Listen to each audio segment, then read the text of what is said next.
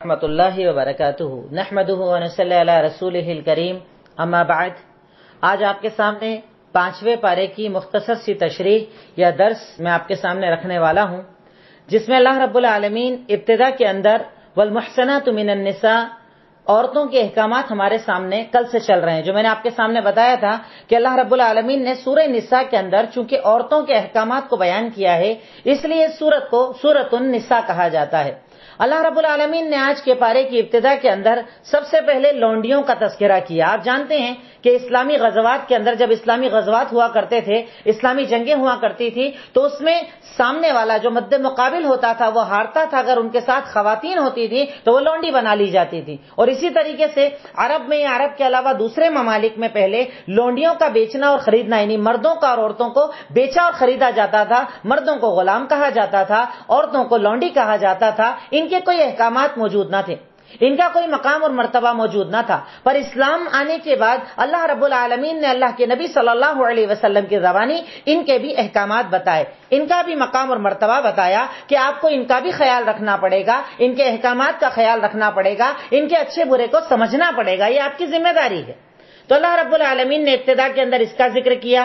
اس کے بعد اللہ رب العالمین آیت نمبر 29 سورہ نساء کے اندر ارشاد فرماتا ہے، یا ایھا الذین آمنوا لا تاکلوا اموالکم بینکم بالباطل، اے وہ لوگو جو ایمان لائے ہو، اپنے مال کو باطل طریقے سے نہ کھاؤ، کسی کے ساتھ ظلم کر کے، دھوکہ کر کے، اس کے ساتھ غلط کر کے تجارت اور بزنس مت کرو۔ جو ہے آپ کی جو ڈیل ہے وہ بالکل فیئر ہونا چاہیے، کلیئر ہونا چاہیے۔ آپ کیا بیچ رہے ہو وہ بتاؤ، کیا خرید رہے ہو وہ بتاؤ، نہ ناپ تول میں کمی کرو، نہ سامنے والے کو دھوکہ دو۔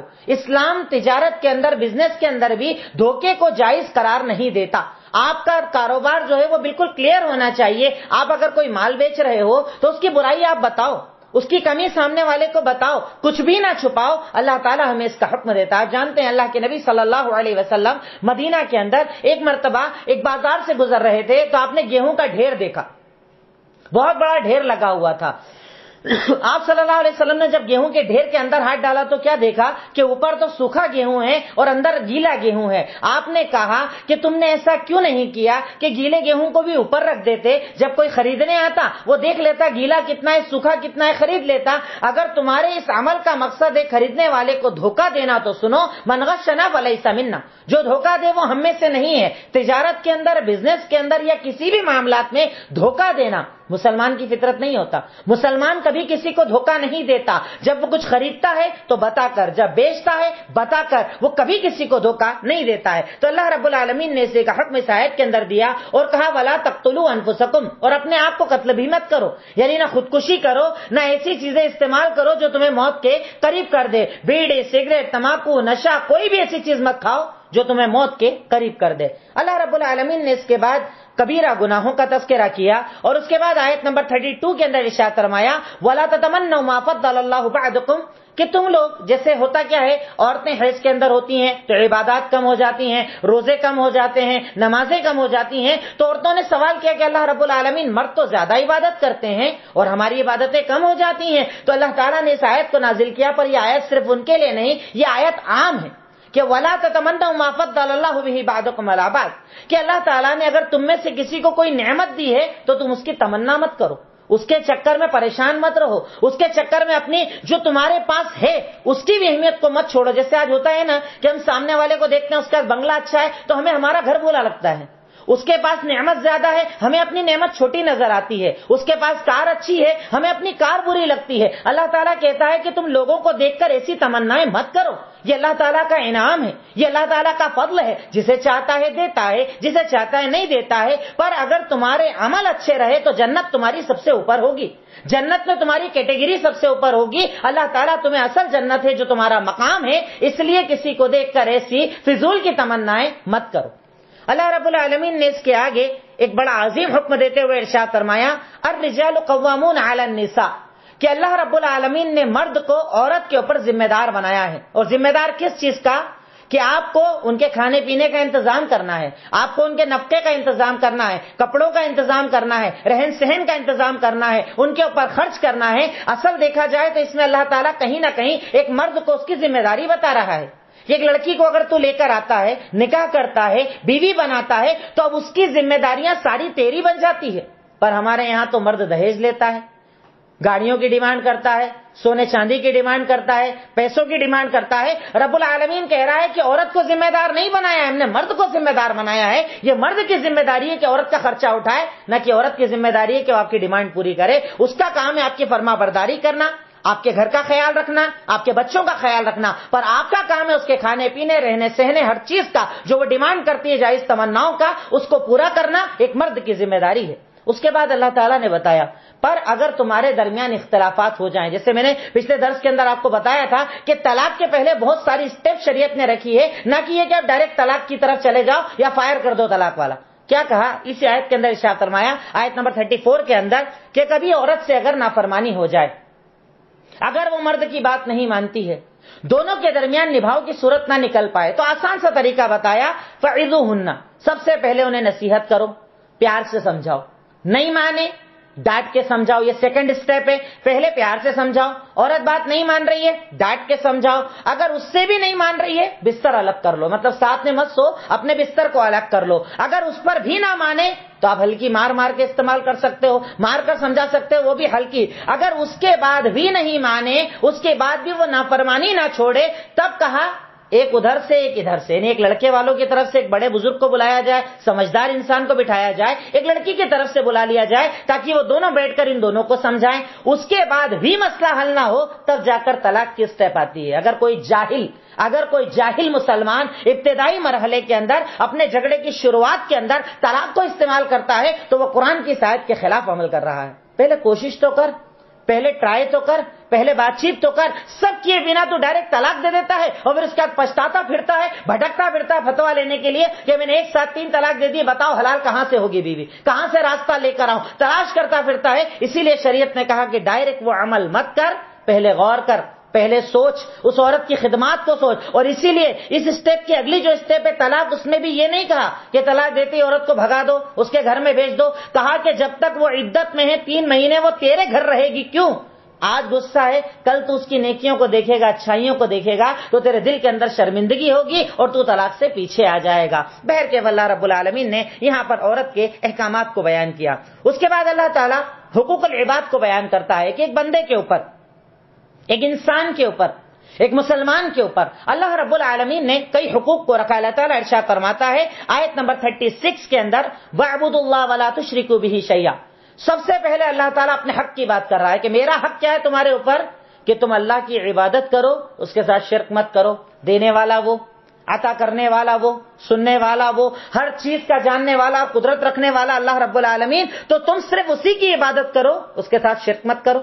نیکسٹ جب اللہ تعالیٰ احکامات کے حقوق بتانے پر آیا، بندوں کے حق بتانے پر آیا، تو اللہ کے بعد سب سے بڑا حق، یعنی اللہ اور اس کے رسول کے حق کے بعد اگر شریعت نے کسی کا سب سے بڑا حق رکھا ہے تو ماں باپ کا حق، کہ تو اپنے ماں باپ کے ساتھ اچھا سلوک کر، ان کے ساتھ بدتمیزی مت کر، ان کے ساتھ بدزبانی مت کر، انہیں برے انداز میں مت پکار، ان کی باتوں کا جھڑک کر جواب مت دے، انہوں نے تجھے بڑا کیا ہے، تیری زبان کو بولنا سکھایا ہے، تیرے پیروں کو چلنا سکھایا ہے، تجھے کاروبار سکھایا ہے، یہ سب دینے والے تیرے ماں باپ، اور اگر کچھ بھی نہ دے، تجھے پیدا کرنا ہی ان کا بہت بڑا احسان ہے، تو اس احسان کا بھی شکریہ ادا نہیں کر سکتا۔ سب سے پہلے تیرے ماں باپ کا حق اسے ادا کر، پڑوسیوں کا، اپنے رشتہ داروں کا حق ادا کر، یعنی تیرے جتنے بھی رشتہ دار ہیں اگر ان میں کوئی غریب ہے، پریشان حال ہے، وہ تیری ذمہ داری ہے، چاہے پیسے والے ہیں ان کے ساتھ اچھی زبان بولنا، میٹھا انداز اپنا تیری ذمہ داری ہے۔ اس کے بعد کہا یتیموں کے ساتھ اچھا سلوک کرو، مسکینوں کے ساتھ اچھا سلوک کرو، پڑوسی رشتہ دار ہو اس کے ساتھ بھی اچھا سلوک کرو، پڑوسی غیر رشتہ دار ہو اس کے ساتھ بھی اچھا سلوک کرو، اور اپنی بیوی کے ساتھ اچھا سلوک کرو، بیوی ہے تو شوہر کے ساتھ اچھا سلوک کرو، اور اللہ تعالیٰ کہتا ہے مسافروں کے ساتھ اچھا سلوک کرو، جو تمہارے یہاں کام کرنے والے ہیں، ابھی لاک ڈاؤن چل رہا ہے، آپ کے یہاں نہ جانے کتنے کام کرنے والے ہیں، آپ کی ذمہ داری ہے ان کے گھروں کا خیال رکھنا، ان کی پریشانیوں کو پوچھنا، ان سے فون کرنا، ان سے پوچھنا کہ آپ کی کوئی حاجت ہو تو ہمیں بتائیے، ہم آپ کا سپورٹ کریں گے۔ اسلام نے اسے ذمہ داری بتایا ہے، اور اس کے آگے ارشاد فرمایا کہ ان اللہ لا يحب من كان مختالا فخورا، کہ اللہ تعالیٰ فخر کرنے والے، اترانے والے، گھمنڈیوں کو پسند نہیں فرماتا ہے۔ اور اس کے آگے اللہ تعالیٰ کہتا ہے کنجوسی کا ذکر، کہ تمہارے پاس مال ہے نا، خرچ کرو، اللہ کے راستے میں دو، غریبوں کی مدد کرو، بھوکوں کو کھانا کھلاؤ، جن کے پاس کپڑے نہیں انہیں کپڑے پہناؤ۔ اس کے آگے اللہ کہتا ہے کہ الذین یبخلون ویأمرون الناس بالبخل، آیت نمبر 37 اللہ نے ارشاد فرمایا کہ وہ لوگ جو کنجوسی کرتے ہیں، خود بھی کرتے ہیں اور لوگوں کو کنجوسی کرنے کا حکم دیتے ہیں، اللہ تعالیٰ نے جو نعمتیں دی ہیں اسے چھپاتے ہیں. جب کوئی آ کر کہے بھائی بہت حالت خراب ہے، میرے پاس کچھ بھی نہیں ہے ہی نہیں پیسہ میرے پاس، ہے ہی نہیں سامان میرے پاس، دے ہی نہیں پاؤں گا، آپ کی مدد ہی نہیں کر پاؤں گا، تو جو لوگ کنجوس ہوتے ہیں، اپنے مال کو چھپاتے ہیں، اللہ کے فضل کو چھپاتے ہیں، اللہ کہتا ہے ایسے لوگوں کے لیے میں نے دردناک عذاب تیار کر رکھا ہے. اللہ آپ کو ڈرا رہا ہے، اللہ آپ کو بتا رہا ہے کہ ایسے موقعوں پر جب امت کو آپ کی ضرورت ہے، غریبوں کو آپ کی ضرورت ہے، پیچھے مت ہٹو، آگے بڑھ کر ان کی مدد کرو. ان کی مدد کی وجہ سے انشاءاللہ اللہ رب العالمین آپ کے کاروبار کے اندر برکتیں ڈال دے گا، آپ کے رزق میں برکتیں ڈال دے گا، اور اللہ تعالیٰ آپ کو اتنا دے گا جتنا آپ نے تصور بھی نہیں کیا ہوگا. اس کے بعد اللہ تعالیٰ ارشاد فرماتا ہے آیت نمبر 38 کے اندر والذین ينفقون اموالهم. دیکھیے ایک طرف تو یہ ذکر کر دیا کہ کنجوسی مت کرو، پر دوسری طرف ان کا بھی ذکر کر دیا کہ خرچ کرو تو مقصد ریاکاری مت رکھو.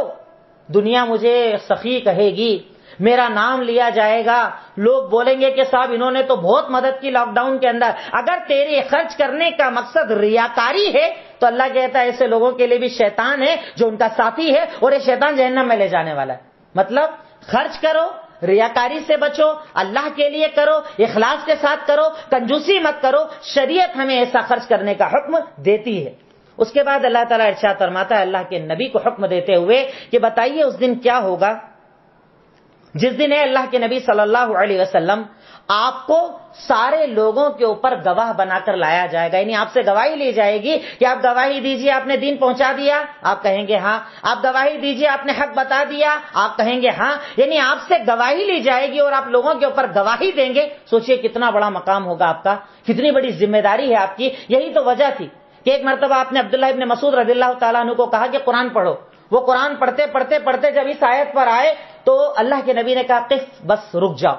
حضرت عبداللہ ابن مسعود کہتے ہیں کہ جب میں نے سر اٹھا کر دیکھا تو کیا دیکھتا ہوں کہ محمد الرسول اللہ صلی اللہ علیہ وسلم زار و قطار رو رہے ہیں، آپ کی آنکھوں سے آنسو جاری ہیں. میں نے پوچھا تو کہا کہ کتنا بڑا یہ مسئلہ ہے کہ مجھے ساری قوموں کے اوپر گواہ بنایا جائے گا اور مجھے گواہی دینا پڑے گا. اللہ تعالیٰ مجھ سے سوال کرے گا. اللہ اکبر. اللہ رب العالمین نے اللہ کے نبی کو ذمہ دار بنایا ہے. اس کے آگے ارشاد فرمایا کہ وہ لوگ یومئذ یود الذین کفروا وعصوا الرسول.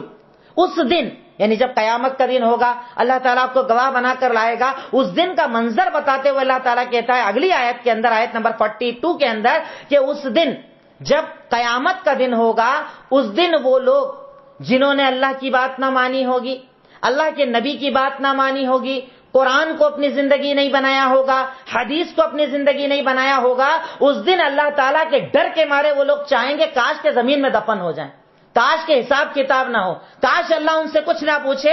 پر جب اس دن اللہ تعالیٰ کے سامنے کوئی بات چھپے گی نہیں، سب کھل کر سامنے آ جائے گا، ہر چیز کا جواب دینا پڑے گا. اللہ تعالیٰ ہر چیز کے بارے میں آپ سے پوچھے گا اور آپ کو اللہ رب العالمین کو جواب دینا ہوگا. اللہ تعالیٰ اس کے آگے تیمم کا ذکر کرتا ہے. آپ جانتے ہیں ہماری شریعت بڑی آسان ہے کہ اگر پہلی چیز یہ ہے کہ آپ پانی ڈھونڈیں، پانی سے وضو بنائیں، وضو بنا کر نماز ادا کریں.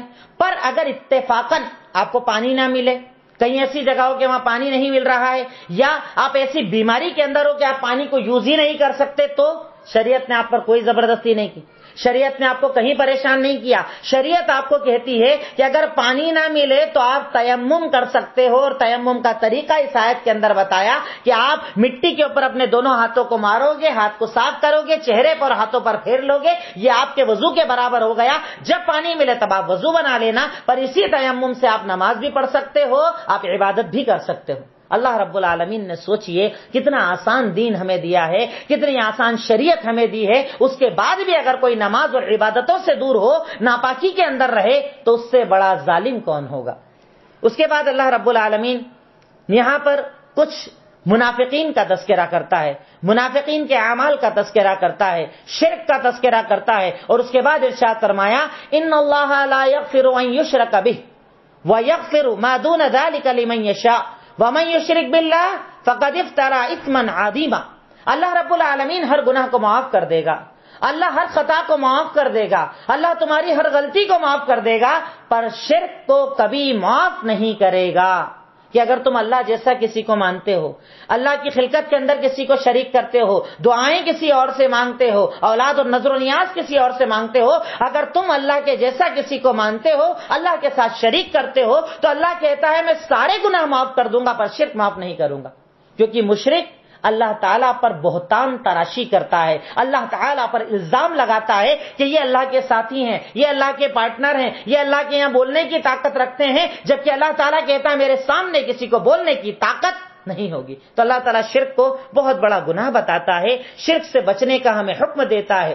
اس کے بعد ایک عظیم آیت جو میں نے اس سے پہلے جب میری کلاسز چل رہی تھی اس میں قرآن کی عظمت کے اندر بھی شاید میں نے آیت ذکر کی تھی کہ اللہ رب العالمین نے اس قرآن کے اندر کئی ایسی باتوں کو ذکر کیا ہے جو اس وقت سمجھنا مشکل تھی پر آج سمجھنا آسان. اللہ تعالیٰ کہتا ہے آیت نمبر 56 کے اندر ان الذین کفروا بآیاتنا سوف نصلیہم نارا، یقیناً وہ لوگ جو ہماری آیتوں کا انکار کرتے ہیں، کفر کرتے ہیں، قرآن کو نہیں مانتے ہیں، ہم انہیں جہنم کے اندر ڈالیں گے، جہنم میں انہیں جلایا جائے گا. اور جلانے کا طریقہ شریعت نے کیا بتایا؟ کلما نضجت جلودہم بدلناہم جلودا غیرہا لیذوقوا العذاب، کہ ہم انہیں جہنم میں ڈال کر ایسا نہیں کہ ڈال کر چھوڑ دیں گے، جب چمڑی جل جائے گی نکالیں گے، نئی چمڑی لگائیں گے، پھر جلائیں گے، پھر نکالیں گے، پھر جلائیں گے. اب اس ٹائم پر سمجھنا آسان نہیں تھا کہ یہ سسٹم کیوں بھئی ایک بار ڈال دیا جلتا رہے گا آدمی، یہ کیوں؟ آج ہمیں سائنس نے بتایا کہ انسان کو جلن کا احساس اس کے جس سینس سے ہوتا ہے وہ چمڑی کے اوپر ہوتی ہے. اگر ایک بار وہ سینس جل جائے تو جلن کا احساس کم ہو جاتا ہے. یعنی چمڑی اگر اوپر کی جلد ایک بار جل جائے تو احساس جلن کا کم ہو جائے گا دوبارہ جلایا جائے، کیونکہ وہ چمڑی مردہ ہو جاتی ہے. اللہ کہتا ہے ہم ایک بار میں نہیں چھوڑیں گے، نکالیں گے، نہیں لگائیں گے، پھر جلائیں گے تاکہ تجھے جلن کا احساس ہو. آج سائنس نے سمجھا، اللہ تعالیٰ نے 1450 سال پہلے بتا دیا کہ چمڑی کے اندر اللہ نے سینس کو ڈالا ہے اور وہ سینس بتاتا ہے کہ گرم ہے یا ٹھنڈا. جیسے آپ ہاتھ لگاتے ہو، کوئی ٹھنڈی چیز ہٹا لیتے ہو، کوئی گرم چیز ہٹا لیتے ہو، اس چمڑی کے اوپر جو یہ سینس ہے نا، اللہ تعالیٰ نے اس سینس کا ذکر آج سے 1450 سال پہلے قرآن کے اندر کر دیا.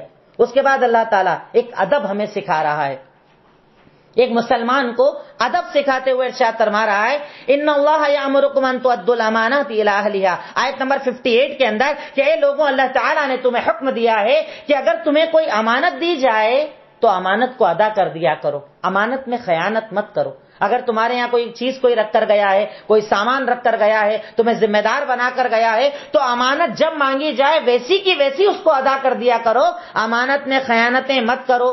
اور اگر تمہیں کبھی فیصلہ کرنا پڑے، بھائی ٹھیک ہے تم اپنے علاقے کے اپنے سماج کے کوئی بڑے ہو، لوگ تمہاری عزت کرتے ہیں، تمہیں قابل احترام مانتے ہیں، اور اگر وہ تمہارے پاس آئیں فیصلہ کروانے کے لیے تو فیصلہ ہمیشہ انصاف والا کیا کرو. ایسا نہیں کہ دو لوگوں کا جھگڑا چل رہا ہے، اس میں ایک میرا پہچان والا ایک پہچان والا نہیں ہے، فیصلہ کروانے آئے تو میں اپنے والے کا فیصلہ کر دوں، جو مجھے اچھا لگتا ہے اس کے بارے میں فیصلہ کر دوں. اور اسی لیے اللہ کے نبی صلی اللہ علیہ وسلم کی عادت تھی کہ جب آپ کے پاس کوئی جھگڑا آتا پہلے دونوں کی بات سنا کرتے تھے، ایک طرفہ بات سن کر فیصلہ آپ کبھی نہیں کرتے تھے. تو آپ نے، شریعت نے ہمیں یہ حکم دیا ہے کہ امانت دی جائے تو امانت میں خیانت مت کرو، اور اگر فیصلہ کرنا پڑے تو عدل والا فیصلہ کرو، انصاف والا فیصلہ کرو، کسی پر ظلم مت کرو، ایک طرفہ فیصلہ مت کرو، کیونکہ شریعت مطہرہ اس بات کو پسند نہیں کرتی ہے. اور اللہ کہتا ہے یہ بڑی پیاری نصیحت اللہ تمہیں کرتا ہے، کیونکہ اللہ تعالیٰ سننے والا اور دیکھنے والا ہے، اللہ سب جانتا ہے تو کیا کر رہا ہے، فیصلہ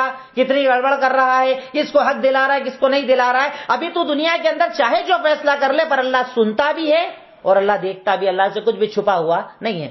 اس کے بعد اللہ رب العالمین نے آیت نمبر 59 کے اندر ارشاد فرمایا یا ایھا الذین آمنوا اطیعوا اللہ واطیعوا الرسول واولی الامر منکم، اے وہ لوگ جو ایمان لائے ہو. اللہ تعالیٰ یہاں پر اطاعت کے درجات بتا رہا ہے کہ کس کی پہلے اطاعت، ان کے بعد کن کی اطاعت، ان کے بعد کن کی اطاعت. اللہ تعالیٰ نے سب سے پہلے کہا کہ تم لوگ اللہ تعالیٰ کی اطاعت کرو، فرما برداری کرو. یعنی جب کوئی مسئلہ ڈھونڈنا ہو قرآن میں تلاش کرو، نہ ملے حدیث میں تلاش کرو، نہ ملے علماء سے پوچھو، دین کے جانکاروں سے پوچھو، دین کے جاننے والے سے پوچھو، اپنے امیر سے پوچھو، اپنے ذمہ دار سے پوچھو، اور اس کی بھی فرما برداری کرو.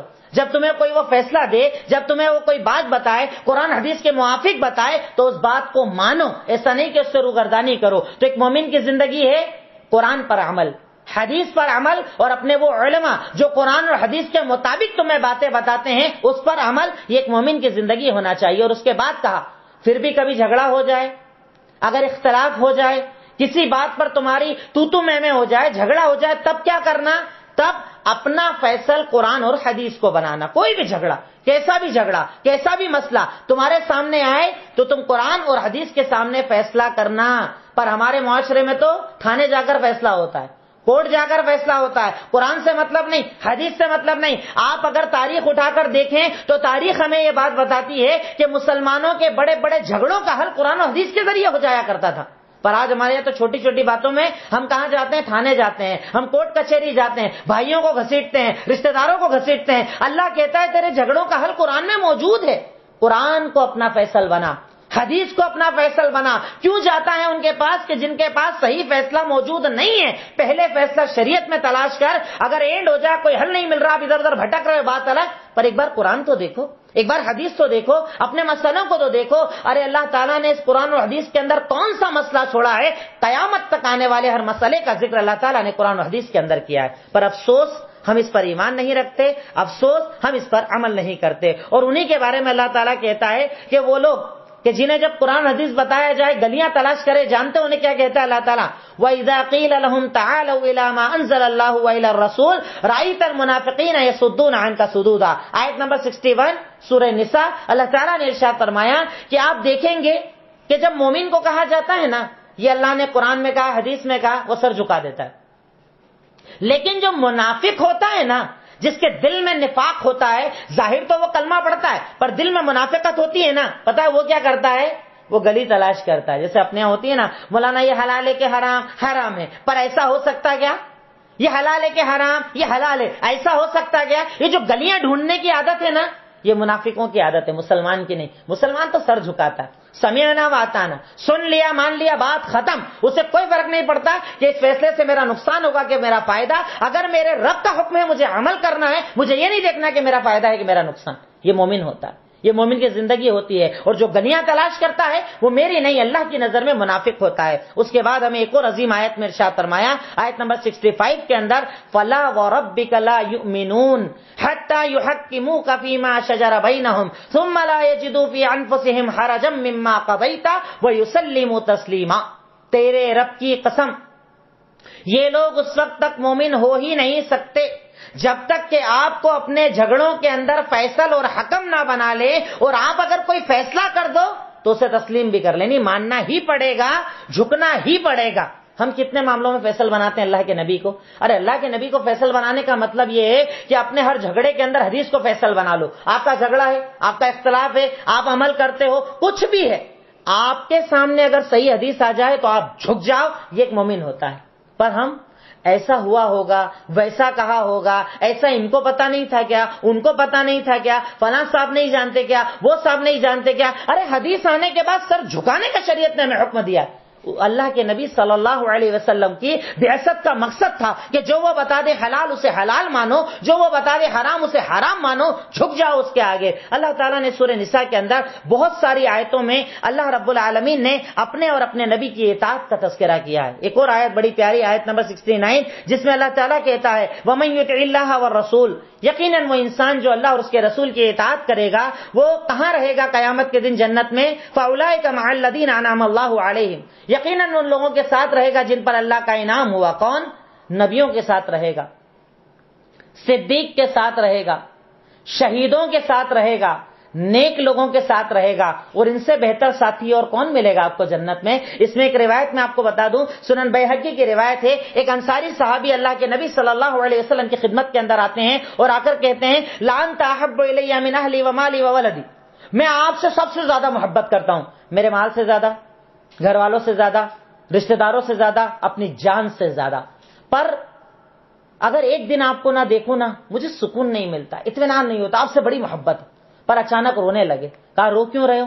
کہا جب میں یہ سوچتا ہوں کہ میں اگر اچھے عمل کیے جنت میں چلا گیا، آپ یقیناً جنت میں موجود ہی رہیں گے، اگر میں جنت میں آ بھی گیا پر جب مجھے یہ یاد آتا ہے کہ آپ تو نبیوں کے ساتھ رہو گے، میں آپ کو دیکھ نہیں پاؤں گا، تو مجھے ٹینشن ہو جاتی ہے، فکر ہو جاتی ہے، مجھے رونا آ جاتا ہے۔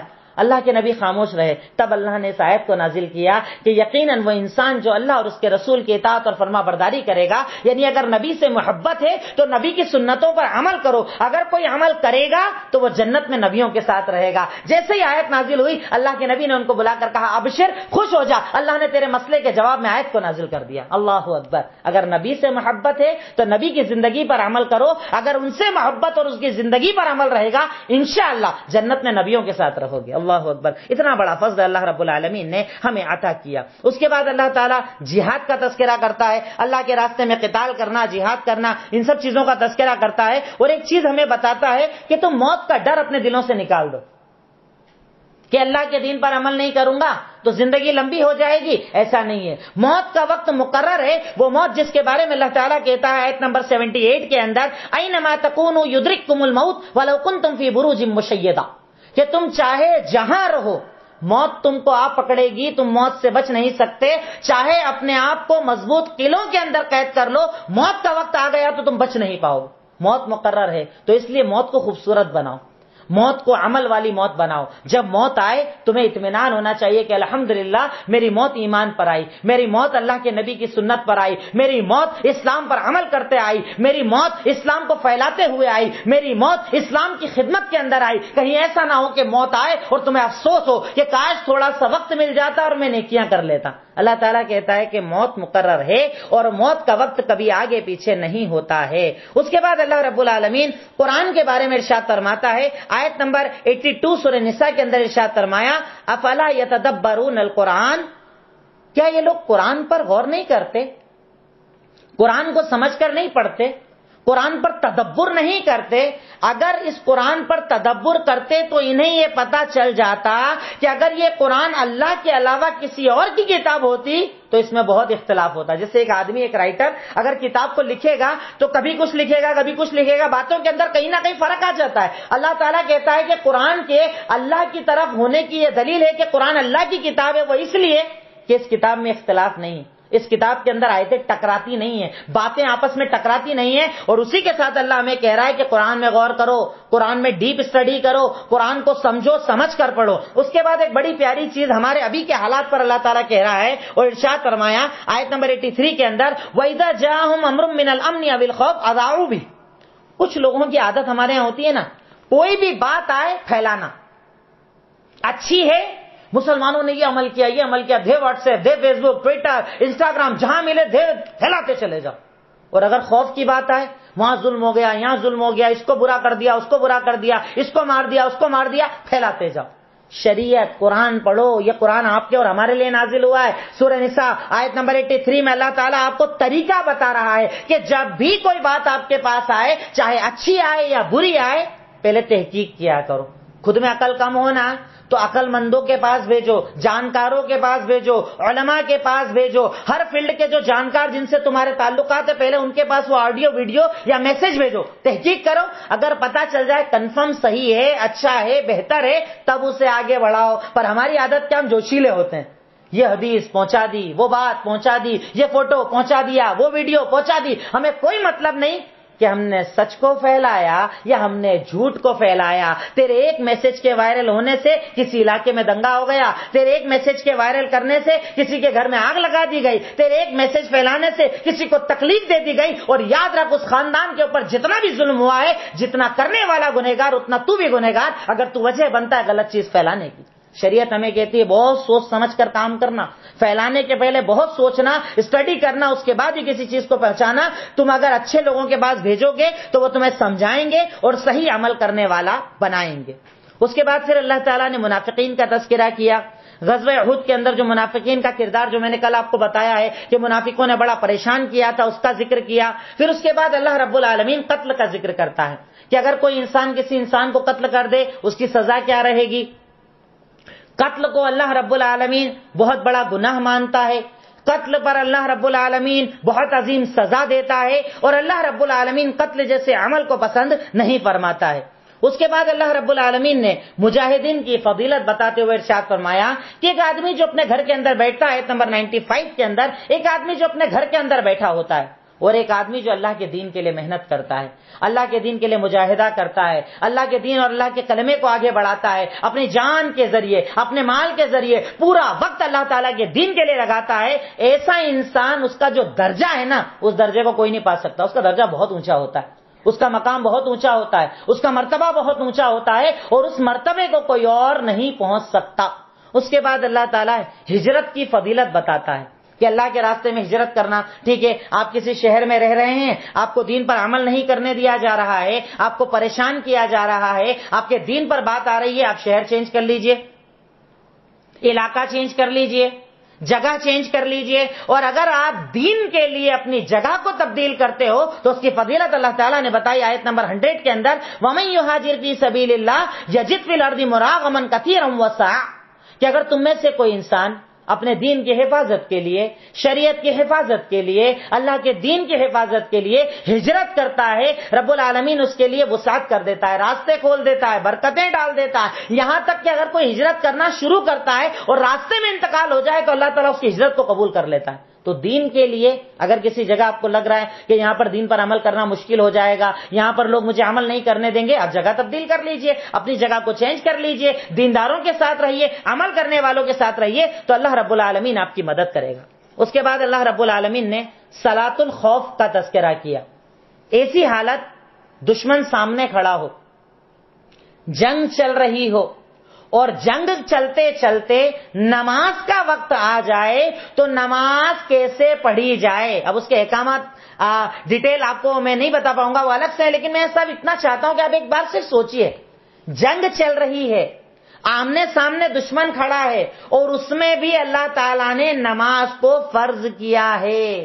صرف اتنا کیا ہے کہ شارٹ کر دیا ہے، 4 کی جگہ 2 رکعت پڑھ لو، ایک امام نماز پڑھائے گا، آدھے ایک بار میں نماز پڑھیں گے، آدھے ایک بار میں نماز پڑھیں گے، تاکہ آپ پر دشمن حملہ نہ کر سکے. یعنی اللہ رب العالمین نے جنگ کے درمیان بھی نماز کو معاف نہیں کیا. اب اگر کوئی گھر میں بیٹھ کر نماز چھوڑے، دکان پر بیٹھ کر نماز چھوڑے، امن کے حالات میں نماز چھوڑے، سکون کے حالات میں نماز چھوڑے، اس شخص سے بڑا گمراہ اور گنہگار کون ہو. اللہ تعالیٰ نے جنگ کے اندر بھی نماز کو معاف نہیں کیا ہے، ہر حالت کے اندر نماز کا حکم دیا ہے. جب تک تیرے اندر عقل ہے، شعور ہے، یہاں تک کہ زندگی ہے، تجھے نماز ادا کرنا ہوگی. نماز کسی بھی حالت کے اندر اللہ رب العالمین نے معاف نہیں کی ہے. اب سوچئے وہ لوگ جو کنٹینیو نمازیں چھوڑتے ہیں، نمازوں کی قدر نہیں کرتے ہیں، اللہ رب العالمین کا خوف نہیں رکھتے ہیں، اللہ کا کون سا عذاب ان کے اوپر نازل ہوگا. اس کے بعد اللہ تعالیٰ نے آیت نمبر 115 115 نمبر آیت سورہ نساء کے اندر ارشاد فرمایا، وَمَن يُشَاقِقِ الرَّسُولَ مِن بَعْدِ مَا تَبَيَّنَ لَهُ الْهُدَى وَيَتَّبِعْ غَيْرَ سَبِيلِ الْمُؤْمِنِينَ نُوَلِّهِ مَا تَوَلَّى وَنُصْلِهِ جَهَنَّمَ وَسَاءَتْ مَصِيرًا. کہ اگر تم میں سے کوئی انسان نبی کی بات آنے کے بعد ان کی نافرمانی کرے گا اور مومنین نے جو عمل کیا، مطلب صحابہ نے جو عمل کیا، اسے چھوڑ دے گا، تو جدھر وہ جانا چاہتا ہے ہم ادھر کے راستہ اس کے لیے آسان کر دیتے ہیں. اور اس کا عذاب یہ ہے، نُوَلِّهِ مَا تَوَلَّى، جہاں جانا چاہتا ہے وہاں بھیج دیتے ہیں، اور اس کے لیے جہنم کے راستے کو آسان کر دیتے ہیں، اسے جہنمی بنا دیتے ہیں. یعنی نبی کی نافرمانی انسان کو جہنمی بنا دیتی ہے. ہمارے یہاں کئی عمل ہوتے ہیں نا، جیسے آپ بتاؤ کہ عمل، ارے فرض ہے کہ سنت ہے چھوڑ دیتے. سنت کو ہم لوگ ہلکا سمجھتے ہیں. سنت کیا؟ اللہ کے نبی کا عمل، اللہ کے نبی نے کیا، اللہ کے نبی کی زندگی. اور یہ وہ نبی جن کے بارے میں اللہ تعالیٰ ارشاد فرما رہا ہے کہ اگر نبی کی بات آنے کے بعد، صحابہ کرام کا عمل آنے کے بعد آپ راستہ چھوڑو گے تو جہنم کا راستہ آپ کے لیے آسان کر دیا جائے گا. ذرا سوچنا ایک بار سنت چھوڑنے کے پہلے، سنت کو حقیر سمجھنے کے پہلے، سنت کو چھوٹا سمجھنے کے پہلے، کہ اللہ رب العالمین نے سنتوں کو کتنا عظیم اور کتنا اعلیٰ مقام عطا کیا ہے. اس کے بعد اللہ تعالیٰ، جو کئی لوگ اعتراض کرتے ہیں نا کہ اسلام میں عورتوں کو دبایا گیا ہے، برابر کا ادھیکار نہیں دیا گیا ہے. کئی ویسے تو ادھیکار اور کئی حقوق اللہ تعالیٰ نے عورتوں کے بتائے ہیں، پر یہاں پر ایک حق اللہ تعالیٰ بتا رہا ہے آیت نمبر 124 کے اندر، وَمَن يَعْمَلْ مِنَ الصَّالِحَاتِ مِن ذَكَرٍ أَوْ أُنثَىٰ. اگر کوئی بھی نیک عمل کرے، چاہے مرد ہو چاہے عورت ہو، ہم انہیں جنت میں داخل کریں گے اور بہترین بدلہ دیں گے. یعنی مرد عورت کے عمل میں کوئی فرق نہیں ہے. مرد اگر نیکی کرے اللہ تعالیٰ ثواب دے گا، عورت اگر نیکی کرے اللہ اسے بھی اجر و ثواب دے گا. ایسا نہیں کہ مرد کو زیادہ عورت کو کم، اللہ تعالیٰ برابر کا ثواب دے گا، کیونکہ اللہ تعالیٰ کی نظر میں مرد اور عورت کا درجہ ایک برابر ہے. رب العالمین نے دونوں کو ایک برابر کا درجہ عطا فرمایا ہے.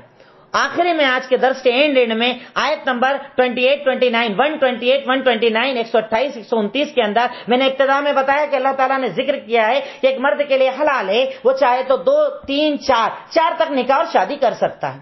اب کسی نے ایک سے زیادہ شادی کی، بیوی کے حق ادا نہ کرے، بیویوں کے اندر برابری نہ کرے، ان کے حقوق میں برابری نہ کرے، تو ایسا نہیں کہ اسلام نے اسے چھوڑ دیا ہے. دیکھیے پہلی چیز تو یہ لوگ بڑا اعتراض کرتے ہیں کہ اسلام میں 4 شادی کی اجازت ہے. پہلی چیز یہ بتائیے کتنے 4 شادی والے آج تک آپ کو ملے؟ 4 چھوڑیے 2 والے بھی آپ کو ملے؟ گنے چنے لوگ، سب نہیں کر پاتے. یہ شریعت کی ایک اجازت ہے کہ اگر کرنا چاہے کر سکتا ہے، جائز ہے. پر اگر ایک ہے تو کیا وہ گنہگار ہے کہ اللہ تعالیٰ اس کو پسند نہیں کرتا ہے، کہ اللہ تعالیٰ اس کی عبادت قبول نہیں کرتا؟ ایسا کہیں نہیں ہے. شریعت نے یہ چیز جائز بتائی ہے. اور ہمارے اور آپ کے نبی کی زندگی دیکھیے، ٹھیک ہے کنواری لڑکی سے بھی آدمی شادی کر سکتا ہے، پر ہمارے اور آپ کے نبی نے 4 شادیوں کا مقصد ان کی زندگی میں کیا بتایا؟ مطلقہ، جس کا طلاق ہو گیا اس سے آپ نے شادی کر لی، جس کے شوہر کا انتقال ہو گیا اس سے آپ نے شادی کر لی. کیوں؟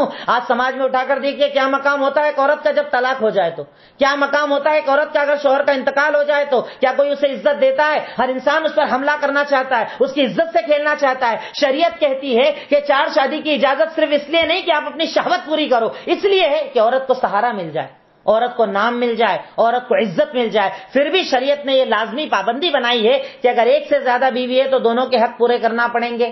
اگر ایک کی طرف آپ کا جھکاؤ زیادہ ہوگا، آیت نمبر 128, 129 میں اللہ نے ارشاد فرمایا کہ اگر آپ ایک کو چھوڑ دو گے، ایک کی طرف زیادہ اثر کرو گے، ایک کا زیادہ دھیان رکھو گے، اللہ آپ سے سوال کرے گا. اللہ تعالیٰ کہتا ہے فَإِن تُصْلِحُوا وَتَتَّقُوا فَإِنَّ اللَّهَ كَانَ غَفُورًا رَحِيمًا.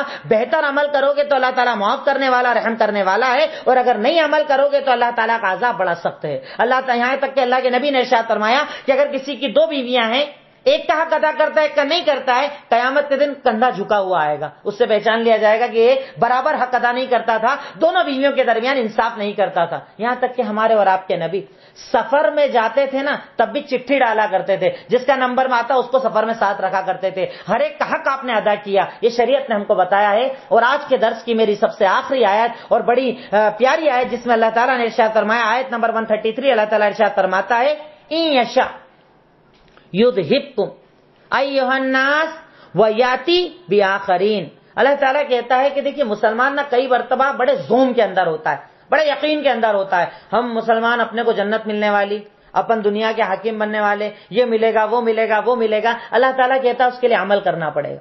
عمل کر عمل کر عمل کر، نیکی کر، اللہ کو راضی کر، اللہ کی شریعت پر عمل کر، اللہ کے نبی کی زندگی پر عمل کر، تب اللہ تعالیٰ تجھے یہ سب دے گا. اور اگر نہیں کرے گا، اللہ تعالیٰ کہتا ہے کہ اگر نہیں سدھرو گے، نہیں عمل کرو گے نا، تم سب کو مٹائے گا اور نئی قوم لے کر آئے گا اور ان سے دین کا کام لے گا. دوسری جگہ اللہ تعالیٰ نے اس کو ڈیٹیل کے اندر بتایا ہے وَإِن تَتَوَلَّوْا یستبدل قومن غیرکم. اگر نہیں سدھرو گے اللہ تمہیں مٹائے گا، اسٹاک کلیئر کرے گا، نئی قوم لائے گا اور دین کا کام لے گا. مطلب ہمیں یہ پتا چلا کہ یا ایھا الناس انتم الفقراء الی اللہ واللہ هو الغنی الحمید. اے لوگوں تم سب کے سب اللہ کے فقیر ہو، اللہ کے آگے محتاج ہو. اس کائنات میں صرف ایک ذات ہے جو قابل تعریف ہے، وہ اللہ کی ذات. تم تو فقیر ہو، تم تو محتاج ہو. اپنے عملوں کو بدلو، اپنی زندگی کو سدھارو. اگر زندگی سدھارو گے، اسی پارے کے اندر اللہ تعالیٰ نے یہ بھی بتایا ہے کہ کچھ لوگ ایسے ہیں جو غیروں کے پاس عزت ڈھونڈنے کے لیے جاتے ہیں. ان جیسے بن جاؤ عزت مل جائے گی، دین پر عمل چھوڑ دو یہ لوگ اپنی عزت کریں گے، زیادہ اللہ اللہ کی باتیں مت کرو یہ اپنی عزت کریں گے. اللہ کہتا ہے فَإِنَّ الْعِزَّةَ لِلَّهِ جَمِيعًا. عزت صرف اللہ کے ہاتھ میں، وہی عزت کا دینے والا، وہی ذلت کا دینے والا. اس کے دین پر جم جاؤ وہ عزت دلا کر رہے گا، اور اگر اس کے دین کو ہلکا سمجھو گے، اسے چھوڑو گے، تو اللہ تمہیں ذلیل کر کے رکھ دے گا، اللہ تمہیں رسوا کر کے رکھ دے گا، کیونکہ اللہ تعالیٰ بے عملوں کو پسند نہیں کرتا. آج کی اس 5ویں پارے کی سب سے آخری آیت، سیکنڈ لاسٹ آیت میں اللہ تعالیٰ نے ہمیں یہ بتایا کہ ہمیں اگر عزت چاہیے تو اللہ کے دین پر عمل کرنا ہوگا، نہیں تو اللہ تعالیٰ ہمیں مٹائے گا، نئی قوم لائے گا اور ان سے دین کا کام لے گا. آخر میں اللہ تعالیٰ سے دعا کرتا ہوں اللہ اپنے علم کے مطابق جتنی باتیں ہو پاتی ہیں میں بیان کرنے کی کوشش کرتا ہوں. اللہ اس قرآن کو ہم سب کو اور زیادہ ڈیٹیل میں پڑھ کر سمجھنے کی توفیق عطا فرما. اے اللہ ہمیں اس قرآن پر عمل کرنے کی توفیق عطا فرما۔ اے اللہ رمضان المبارک کا مہینہ ہے، اس مہینے کے اندر ہم تجھ سے معافی مانگتے ہیں، اللہ ہمارے گناہوں کو معاف فرما دے، اے اللہ ہماری خطاؤں لغزشوں کو معاف فرما دے، اے اللہ جنت الفردوس میں جگہ عطا فرما دے، اے اللہ عذاب قبر اور عذاب جہنم سے نجات دے دے، اے اللہ جو پریشان ہیں ان کی پریشانیوں کو دور کر دے، اے اللہ جو قرضوں میں ڈوبے ہیں قرض کی ادائیگی کی راہیں کھول دے، اے اللہ یہ امت بھوکی ہے، اے اللہ یہ امت پریشان حال ہے، اے اللہ ہمارے بھائیوں کے اندر اتنا جذبہ ڈال دے کہ وہ آگے بڑھ کر اس رمضان المبارک کے مہینے میں غریبوں کی مدد کریں، اے اللہ ہمیں اپنے ہاتھوں کو اپنے دلوں کو کھول کر خوب لوگوں کی مدد کرنے کی توفیق عطا فرما دے، اے اللہ ہم بھٹکے ہوئے ہیں ہمیں ہدایت پر آنے کی توفیق عطا فرما دے، اے اللہ ہمیں باعمل بننے کی توفیق عطا فرما دے، اے اللہ صرف تجھی سے عزت مانگنے کی توفیق عطا فرما دے، وآخر الدعوانا الحمدللہ رب العالمین، السلام علیکم ورحمۃ اللہ وبرکاتہ۔